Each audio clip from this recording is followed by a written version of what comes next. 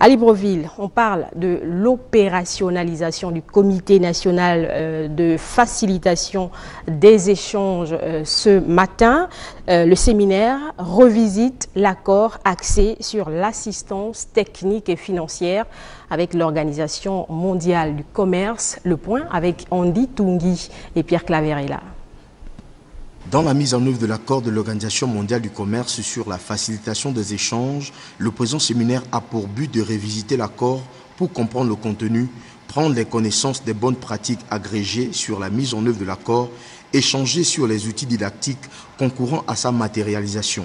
Dans le contexte global actuel, fait de défis, de contraintes et d'exigences majeures, l'opportunité présente n'a pas d'autre objectif que d'impulser une dynamique nouvelle relative à une meilleure appropriation des mécanismes du système commercial multilatéral.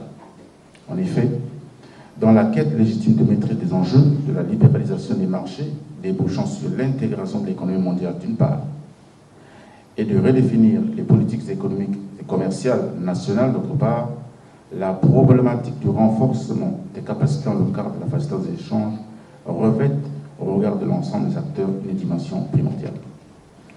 C'est sur cette note d'espoir et de conviction que je déclare ouvert le présent séminaire tout en renouvelant ma gratitude à l'endroit de la CNUSED. Je vous remercie. Des échanges qui devaient impliquer toutes les parties prenantes afin de répondre aux attentes des partenaires au développement.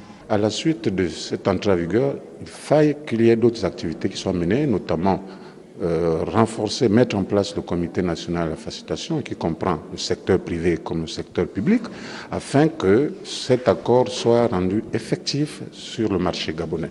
Donc, rendre opérationnel, c'est mettre à contribution les parties prenantes pour la mise en œuvre de cet accord. L'insertion durable du Gabon dans les échanges commerciaux internationaux est l'une des ambitions des plus hautes autorités du pays. L'accord qui est entré en vigueur le 22 février de cette année constitue une grande opportunité pour le Gabon d'accroître ses échanges commerciaux à tous les niveaux.